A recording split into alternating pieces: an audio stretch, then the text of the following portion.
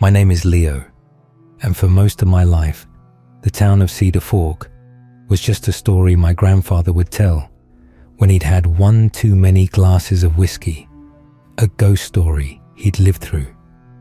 He was 16 in the summer of 1988, the summer the entire town, all 347 souls, simply vanished between a Friday night and a Sunday morning. The official reports were a masterclass in bureaucratic shrugs. Gas leak, mass hysteria, a bizarre collective decision to join a cult and walk into the woods. No bodies were ever found, no wreckage, no signs of a struggle. The houses stood silent and full, food rotting on tables, cars parked in driveways, TVs cold and dead. It was as if God had simply reached down and plucked everyone away, leaving only their shells behind. The story became a regional legend, a campfire tale. But for my family, it was a wound that never healed. Grandpa was away at a wrestling camp that weekend. He came back to a ghost town. He never got over the guilt, the sheer unnerving wrongness of it. He spent the rest of his life trying to find an answer, and he died without one, until last week. I was cleaning out the attic of his old house after my grandmother finally passed, sorting through a lifetime of accumulated grief and dust when I found it. Tucked inside a water-stained cardboard box labeled junk in his shaky handwriting was a VHS tape. It wasn't in a commercial case. It was a generic black and white labeled tape, the kind you'd use to record home movies or off the TV. Scrawled across the label in Grandpa's frantic all-caps script were the words, "Do not watch, burn it." My heart hammered against my ribs. This was it. I knew it. This was the secret he'd been clutching all those years. The answer. Of course, I wasn't going to burn it. I'm my grandfather's grandson after all. Curiosity is the family curse. I had to go to a specialty electronics store to find a VCR. The kid behind the counter looked at me like I'd asked for a stone and chisel. That night, with the rain lashing against my apartment windows, I set up the machine, slid the tape in, and pressed play. The screen fizzed with black and white static for a moment before resolving into a shaky, handheld shot. The quality was grainy, the colors washed out and tinged with a sickly sepia tone. The camera panned across a living room. It was a typical 80s setup: floral print sofa, wood-paneled walls, a bulky television set in the corner. A man with a thick mustache and a polo shirt was smiling at the camera. Okay, it's running," he said, his voice tinny and distant. "Happy now, Sarah?" A woman's voice, bright and cheerful, called from off-screen. "We have to document it, Mike, for the time capsule. The kids will love this in 20 years. This was the Miller family.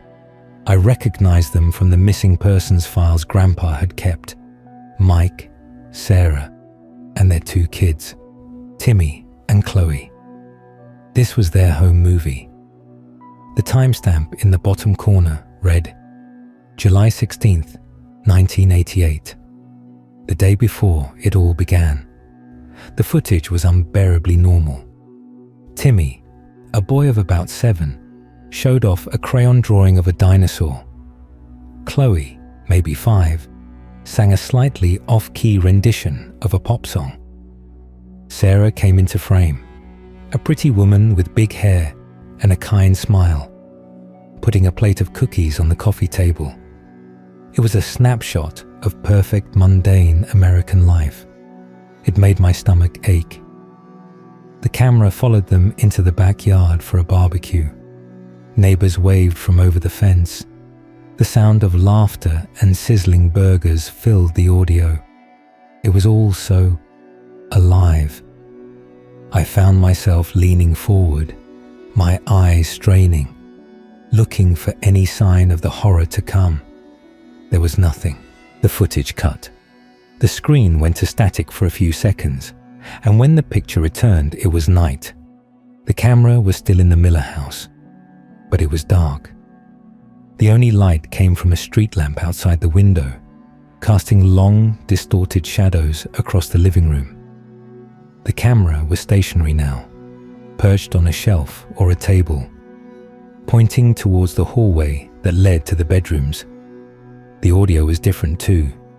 The cheerful music and laughter were gone, replaced by a low, pervasive hum, like a faulty transformer or a swarm of insects just beyond the range of hearing. It was a sound that seemed to vibrate in my teeth. A whisper, thin and reedy, cut through the hum. "Daddy." It was Chloe. She appeared at the end of the hallway, a small silhouette clutching a teddy bear. Mike's voice, heavy with sleep, answered from off-camera. "Chloe, what is it, sweetie?" "The static man is in my room again." My blood went cold. The static man. Mike sighed, a sound of pure exhaustion. "Honey, we talked about this. It's just a bad dream." "He's not a dream," Chloe insisted, her voice trembling. "He's standing in the corner. He's all fuzzy and he's looking at me." The camera didn't move. It just stared down that dark hallway, a passive, unblinking eye. I found myself holding my breath. The oppressive hum seemed to grow louder. Okay, Mike said. I heard the creak of bed springs. "Let's go have a look." A moment later, Mike's large frame filled the hallway, his back to the camera as he walked towards Chloe's room. He flipped on the light. The yellow glow spilled into the hall. He stood in the doorway for a long moment. "See," he said, his voice softening. "No static man, just your room. Now come on, back to bed." He led her back to her room and closed the door. The hallway was dark again. The hum persisted. I let out a breath I didn't realize I was holding. A child's nightmare. That's all it was. Then the camera glitched. The image didn't just jump. It stuttered. The entire frame seemed to break apart into digital blocks for a single, horrifying second. In that fractured moment, the composition of the shot changed. For that split second, Mike was not walking away from the camera. He was standing perfectly still, facing it at the end of the hall. And his face, it was a mask of sheer, unadulterated terror. His mouth was open in a silent scream. Then the image snapped back to normal. Mike's back was to the camera. He was walking away, and the hallway was empty. The glitch was so fast, so violent, I almost convinced myself I'd imagined it, but I knew I hadn't. The tape had shown me a truth, and then instantly tried to take it back. The timestamp in the corner jumped. It was now 3:17 a.m. The camera was still in its fixed position. The house was silent, save for that incessant, maddening hum. Then, a new sound, a scratching. It was slow, deliberate, like a fingernail being dragged along wood. It was coming from the front door. The camera's microphone picked it up with unnatural clarity. Scratch, scratch, scratch. A floorboard creaked. Mike appeared again, creeping into the living room, a baseball bat in his hand.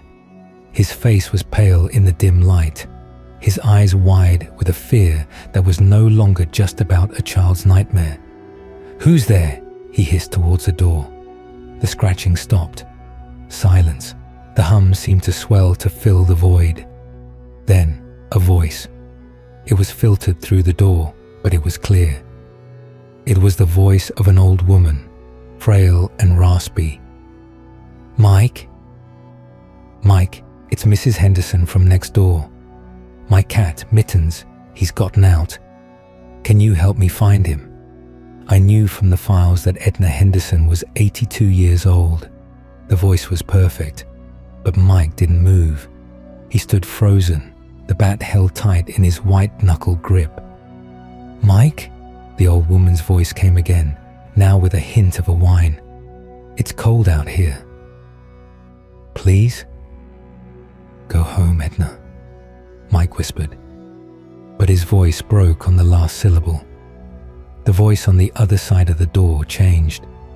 The frailty evaporated, replaced by a flat, electronic monotone, like a text-to-speech program. "We know you're awake, Michael."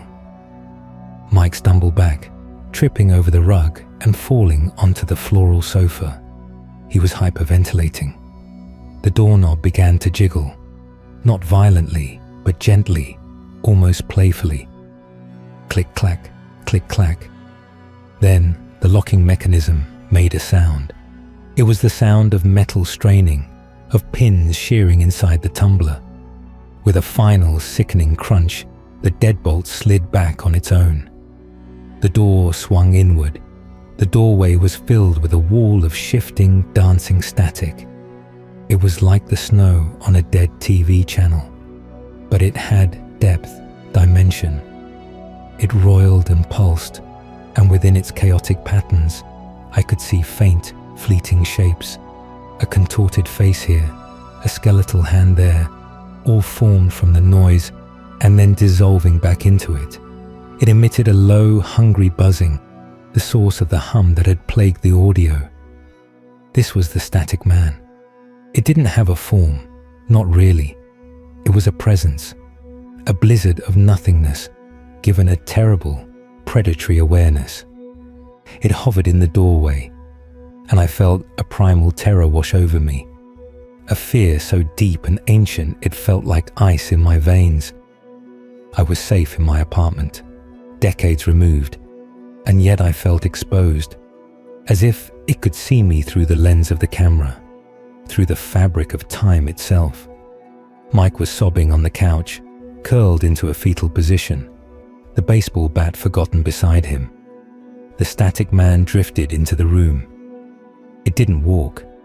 It poured itself forward, its formless lower edge hovering just above the carpet. The temperature in the room seemed to plummet. Mike's breath began to fog in the air. The entity moved past him, ignoring him for the moment. It drifted towards the hallway, towards the bedrooms. "No," Mike moaned, finding a shred of courage. "Leave them alone." He scrambled to his feet and lunged, not at the static man, but towards the hallway, to block its path. As he passed through the edge of the static field, the camera glitched again. This time, the distortion was longer, more pronounced. The screen fractured into a mosaic of broken images. I saw Mike's face, frozen in a rictus of agony. I saw a flash of a memory, him as a boy flying a kite. I saw a still image of his wedding day. And then I saw nothing, just a blank, grey emptiness. It was as if his life was being scanned, catalogued, and then erased all at once. When the picture stabilized, Mike was on his knees in the hallway, trembling, his eyes vacant. He was still there, but something essential was missing. The light behind his eyes had been extinguished. The static man continued its slow, inexorable drift down the hall. It paused outside Timmy's door. The door swung open without being touched. The camera couldn't see inside, but the audio was crystal clear. I heard Timmy's sleepy voice. "Dad? What's that noise?" Then, a sharp, sudden intake of breath, followed by a high-pitched whimper that was cut off, with a finality that made me jump. There was no scream, just a soft rustling sound, like pages turning in a book, and then silence. The static man backed out of the room. Its form seemed denser, more vibrant. It moved to Chloe's door. Sarah burst out of the master bedroom, her face a mess of tears and terror. "Get away from my daughter," she screamed. She ran at the entity, her hands clawing at the static. The result was instantaneous and horrific. The camera flared with blinding white light. When it cleared, Sarah was on the ground, convulsing. Images began to flash around her, projected from the static man like a sickening film reel. Home movies of her childhood, arguments with her mother, the pain of giving birth, private moments of joy and sorrow. Her entire life was being ripped from her and displayed in a chaotic public screening. The images flickered faster and faster until they became a single blinding smear of light. Then, with a sound like a television being switched off, they were gone. So was Sarah. The convulsions stopped. She lay still, empty. The static man entered Chloe's room. This time, there was no sound at all. No whimper, no rustle. Just a long, profound silence. It floated back into the hallway, past the catatonic form of Mike, and back into the living room. It paused in the center of the room, its static buzzing seeming to slow, to become almost contemplative. Then, it began to change. The shifting snow coalesced. The random patterns organized themselves, smoothed out, took on color and texture. In less than a minute, the towering pillar of static was gone. In its place stood a perfect replica of Mike Miller. It was him, down to the pattern on his polo shirt and the stubble on his chin. But the eyes were wrong. They weren't eyes. They were deep black pools of perfect, motionless static. The Mike thing looked directly into the camera. It smiled, a slow, deliberate stretching of the lips that held no warmth, no humor. It was a gesture learned from a manual, performed without understanding. Then it walked over to the real Mike, who was still kneeling in the hallway, a hollow man. The Mike thing placed a hand on his shoulder. There was no struggle. The real Mike simply dissolved. He broke apart into a cloud of grey dust that hung in the air for a moment before settling on the carpet. The Mike thing then walked to the camera. Its static-filled eyes loomed large in the frame. It reached out a hand and the screen went black. I sat in the dark of my apartment, the only light coming from the dead TV screen. I was drenched in a cold sweat, my hands shaking so badly I could barely breathe. This wasn't a gas leak. This wasn't a cult. This was a predation. The static man didn't just kill. It consumed. It copied, it replaced. It harvested lives and memories, and then wore the skin of his victims like a suit. The tape wasn't over. After a minute of black screen, a new image appeared. This was different. It was a wide shot, taken from a hill overlooking Cedar Fork. It was dawn on Sunday, July 17, 1988. The town lay silent below. The camera, now steady and professional, like something from a news crew, panned slowly across the streets. And then I saw them. Dozens of them, hundreds. The replacements. They looked like the people of Cedar Fork, the mailman, the baker, the children.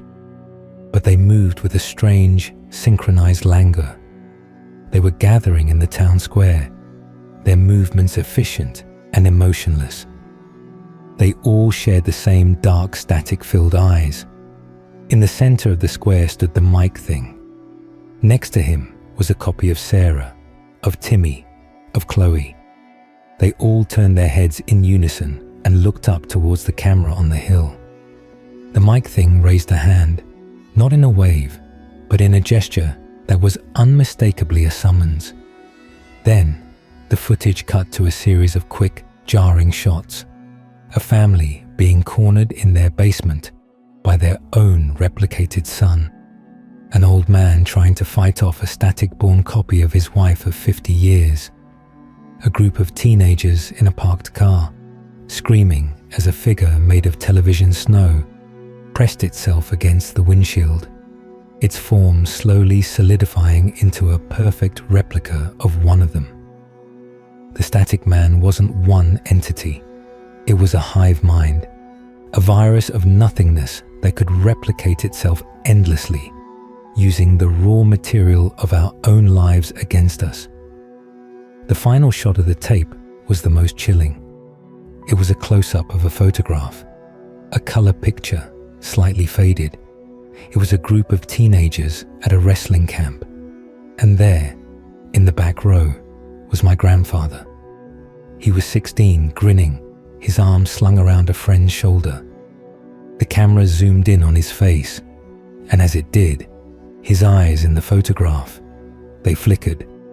The bright, youthful blue vanished, replaced for a single, horrifying frame by two pits of infinite, hungry static. The screen went to snow and stayed there, emitting a constant, hissing buzz. I sat there for an hour, maybe more, just staring at the static, the sound filling my head, worming its way into my thoughts. I finally managed to stumble to the VCR and eject the tape.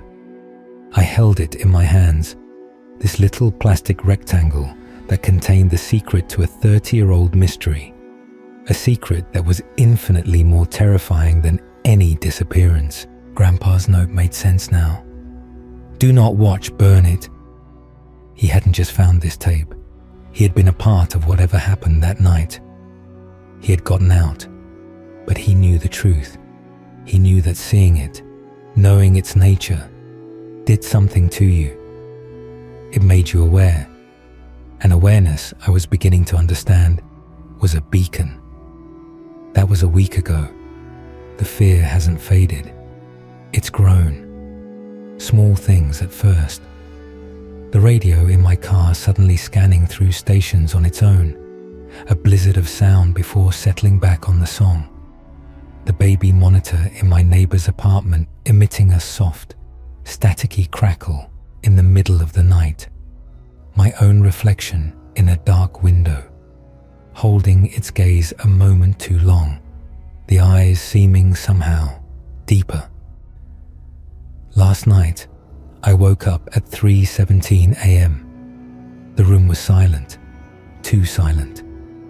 The familiar hum of my refrigerator was gone.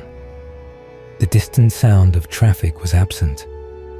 The only sound was a soft, rhythmic scratching at my front door. Scratch, scratch, scratch. I didn't move. I didn't breathe. I just lay there, frozen in my bed, listening. After what felt like an eternity, it stopped. This morning, I found long, faint scratches in the paint on the outside of my door. And tucked into the frame was a single, old, black and white VHS tape. It has no label. I'm putting this story down now, typing it out, because I need someone to know. I need to warn you. They are not gone. They are patient. They are hungry. And they are learning. If you find an old tape, especially one without a label, don't watch it. Burn it. But I think it might already be too late for me. The static on my television hasn't looked right since I watched the tape. Sometimes, in the periphery of my vision, it seems to shift, to form shapes, and the humming. I hear the humming all the time now, a low, pervasive buzz, just at the edge of hearing. It's in my walls. It's in my head. I think it's learning my patterns, my memories, the things that make me, me. I can see the VCR from here. The power light is on. I never turned it on.